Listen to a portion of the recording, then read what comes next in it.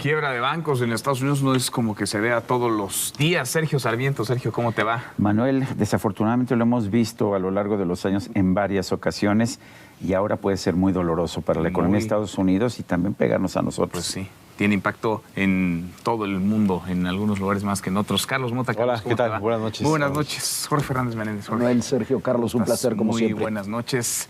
En estas dimensiones, Sergio, a ver, decías, lo hemos visto en otros momentos. Lo vimos en 2008 con Lehman Brothers. Pero de 2008 para acá, pues parece que algo se había aprendido en el sistema bancario, financiero de los Estados Unidos y de pronto, pues como en cascada, se dejaron venir no solamente uno. No se nota que hayamos aprendido algo. Fundamentalmente la crisis se produce por las mismas razones que la crisis del 2008. Vimos primero una Reserva Federal que bajaba las tasas de interés a niveles absolutamente ridículos y vimos también un gobierno que gastaba más de lo que tenía. Tarde o temprano el gasto gubernamental generó inflación y llegó un momento en que no se podían mantener esas tasas absurdas de interés.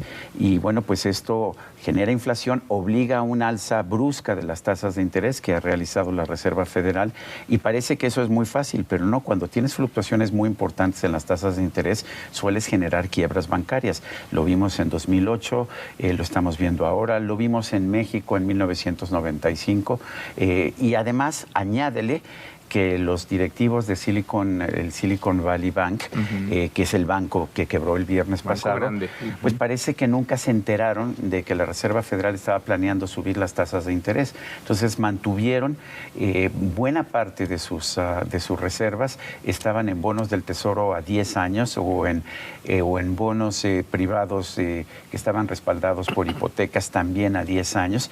Y entonces resulta que tenían un rendimiento de 1.5, 1.75%, cuando ya la reserva estaba pagando en bonos de corto plazo 4,5, 4.25%. ¿Y qué pasa en esos momentos? A ver, el bono está ahí y en 10 años te van a regresar tu dinero. Pero 10 años es mucho tiempo en un mercado financiero y lo que pasa es que se desploman los precios de esos bonos en los mercados secundarios. Entonces resulta que a pesar de que tenía buenas reservas el banco, pues estas reservas se desplomaron en valor y entonces pues vimos la quiebra. El viernes todo el mundo trató de sacar su dinero, no pudieron sacar su dinero y eso generó esta quiebra que después se vio seguida el domingo por Signature Bank y hay otros bancos que están en este momento con grandes problemas como First Republic. Sí, en mar de incertidumbre, Jorge. Sí, más allá de ciertos detalles financieros, eminentemente lo que sucede, lo que pone de manifiesto, como ocurrió en 2008, aunque yo creo que la base es la misma, pero el tipo, la situación es diferente, no hay una quiebra inmobiliaria como la que hubo en 2008 y demás. Pero bueno, al final sigue siendo el mismo tema, ¿no? Te fondeas pensando en tasas bajas, suben las tasas y quedas en una situación financiera muy difícil. Pero lo que nuevamente está en debate es algo que resulta muy complejo.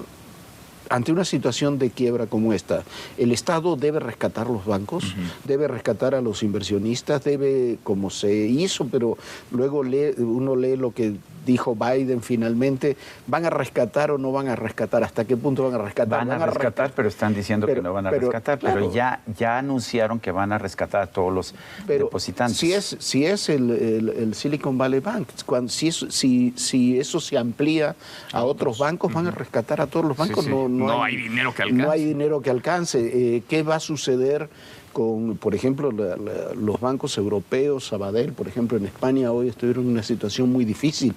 El Swiss Bank es otro banco suizo tradicional que está en una situación muy compleja. El Deutsche Bank en Alemania está en una situación muy compleja a partir de los movimientos de tasas, situaciones similares.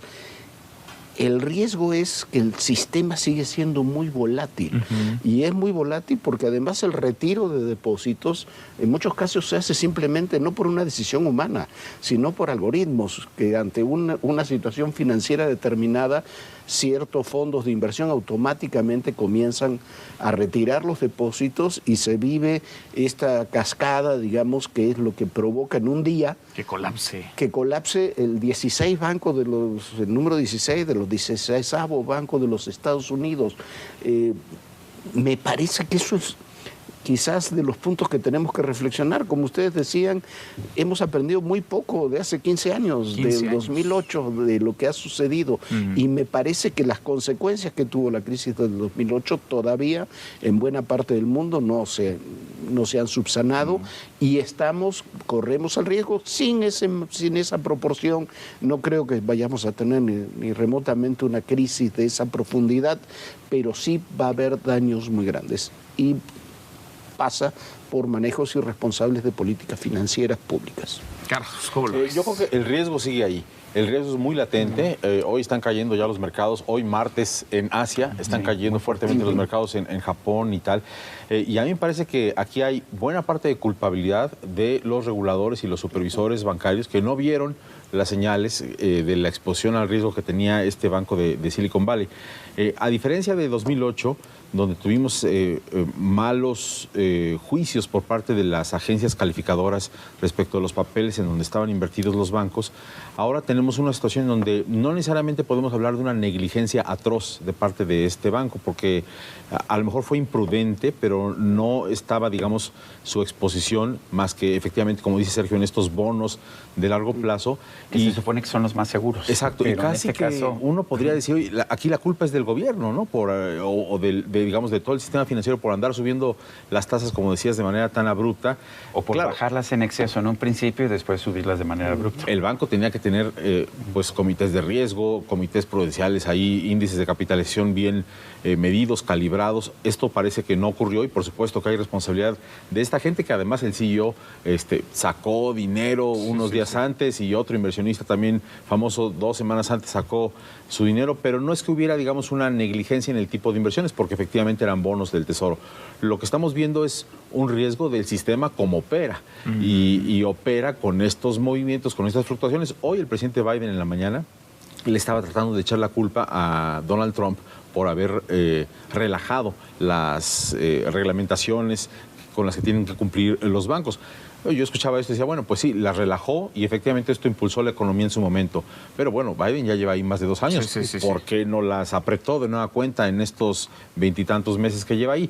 Y yo creo que sí hay un problema de que el riesgo está latente, que los burócratas de alto nivel, que están muy fragmentados en la supervisión bancaria en Estados Unidos, nadie va a querer asumir su parte de responsabilidad y le van a echar la culpa al banco. Ya le echaron, por el presidente Biden en cadena nacional dijo, vamos a correr a estos gerentes, despedirlos, ¿no? Que lo merecen, ¿no? El banco tuvo...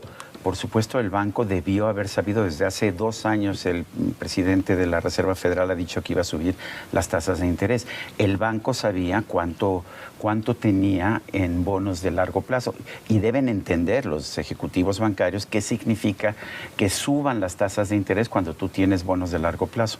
Para eso está el Consejo de Administración. A mí me llamó la atención que en uno de los folletos, en uno de los portales del banco, se enorgullecían de su Consejo de Administración y decían es que tenemos un Consejo de Administración con 45% de mujeres, tenemos un negro, tenemos un gay, tenemos 2 veteranos de la guerra. ¿Y eso qué tiene que ver? ¿Eso qué tiene que ver con el manejo? En lugar de que muy buen manejo de cuotas. No, podrán tener una plática muy interesante. Porque el banco está establecido en California y tienen presión del gobierno de California para tener ese tipo de diversidad. Lo curioso del caso es que no nos dijeron cuántos de ellos sabían manejar un banco, cuántos de ellos tenían experiencia. Lo curioso del caso, nos dicen los demócratas que la culpa es de la desreglamentación que se hizo en el gobierno de Donald Trump. Quien hizo la reglamentación anterior fueron los iniciadores de la iniciativa Dodd-Frank, ¿se acordarán? Bueno, pues Barney Frank, que era muy de izquierda, ahora es miembro del Consejo de Administración de Signature Bank, es el banco que quebró el domingo pasado. Él mismo dice que no tiene absolutamente nada que ver. La verdad es que la Dodd-Frank famosa estableció tantos requisitos para el manejo de los bancos que ahora los bancos no se pueden mover. Y entonces parte de las reglas que están establecidas es que pues tus reservas deben estar en bonos del Tesoro. Pues en este caso los bonos del Tesoro con una Reserva Federal irresponsable y un gobierno irresponsable que primero inyectaron enormes cantidades de dinero a la economía y bajaron las tasas de interés a niveles absurdos, 0.25%, 0%. Y después empiezan a subir.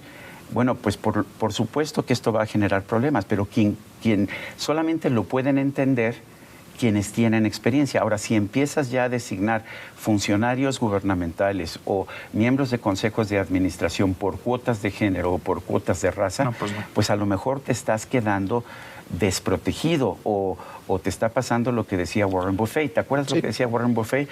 Cuando baja la marea, te das cuenta de quién estaba nadando desnudo. Este banco en particular, el Silicon Valley. El problema es que lo descubrimos después. Claro. Porque ¿cuántos bancos están en una situación? Porque cuando uno lee la historia de cómo se generó la crisis, es un poco de coyuntura. La del Silicon Valley Bank. Es un poco de coyuntura. Hasta hace algunos días lo habían calificado en un upfront como el banco del año, ¿no? Financiero. Pero quien lo calificó no se dio cuenta que sus reservas estaban hechas de bonos de largo plazo con muy baja tasa de interés. Hay que reprobar al calificador. Pero es un banco con activos de, si tú me corrige, 209 mil millones de dólares. En realidad estamos hablando de un paquete de 1.800 millones de dólares, que para nosotros es mucho, para un banco de ese tamaño no era tanto.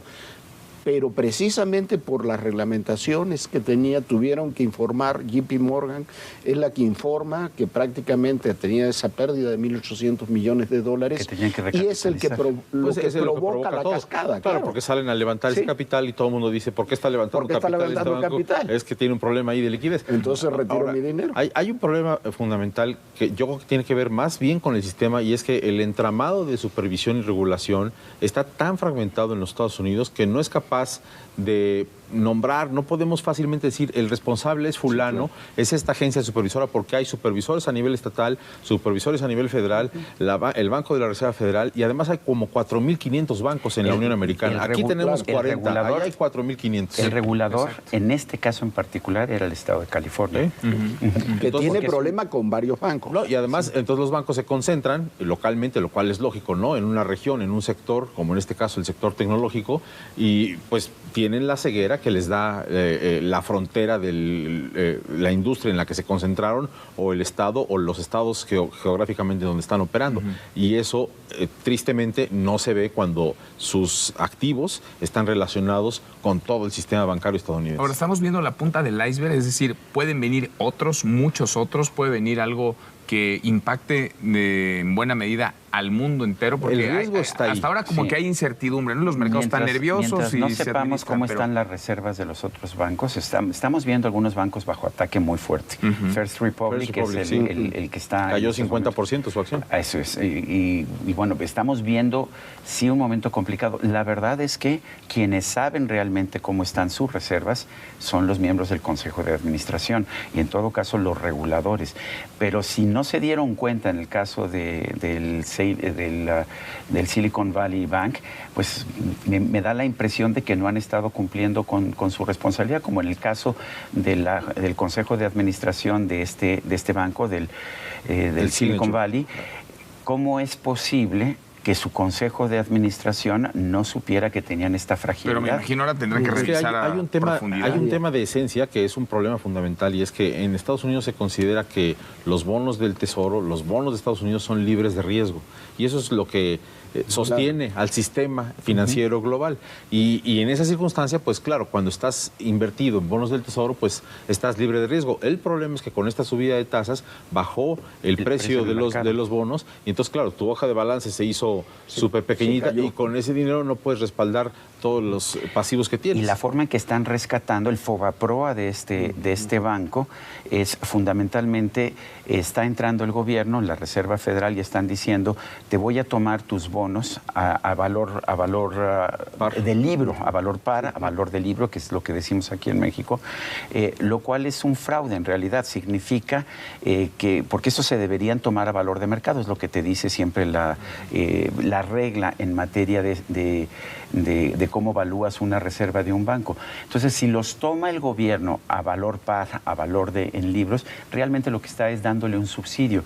Y como mucha gente está señalando, a ver, no se vale, porque esto es para rescatar los que tienen hasta $250,000. Pero dicen que todos, ¿eh? Dicen que todos. Dijeron Van a que rescatar todos. todos. Eso Sí, significa que es un rescate a lo FOBAPROA en el sentido de que todos los depositantes, aunque tengan...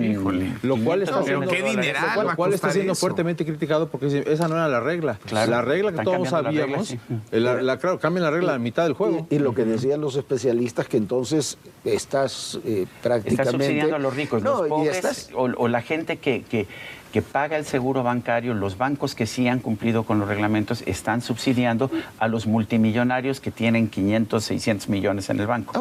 Ahora, el tema es, la otra apuesta es que no tengas una reacción en cadena. Ese es el riesgo. ese es el riesgo. Que políticamente te derrumbe todo, pero al mismo tiempo los pierdas la elección especialistas... presidencial. Si se corre la media, se le fue la elección a Biden. Y la elección y la economía y muchas otras cosas, pero además el otro tema que decían los especialistas, Carlos, Sergio son mucho más especialistas que yo en el tema, pero el otro tema es que entonces le estás diciendo a los bancos, bueno, pueden tomar más riesgo porque al final lo voy a rescatar. Aquí estoy yo, ¿no? que rescato todos sus depósitos. Es la señal. Que fue el problema del FOBAPROA. Sí, claro. A ver, yo entiendo, y hay decisiones que son muy difíciles. O sea, vas a permitir que a partir de este punto, todos pierdan sus ahorros. Es muy difícil decidirlo. Casi siempre terminas rescatando. No lo hicieron con Lehman Brothers, pero posteriormente ya lo empezaron a hacer con los otros bancos que fracasaron. Pues qué tema. A ver. ¿Dónde topa? Si es que topa. Y ojalá que ¿Y qué nuestros repercusiones tiene para México? y Bueno, que nuestros está- reguladores estén muy El reloj atentos, está porque haciendo aquí TikTok. también Nos vamos. han subido las tasas de Sergio, interés. gracias Carlos, Buenas gracias noches. Jorge. Gracias. Hasta mañana. Pásala muy bien.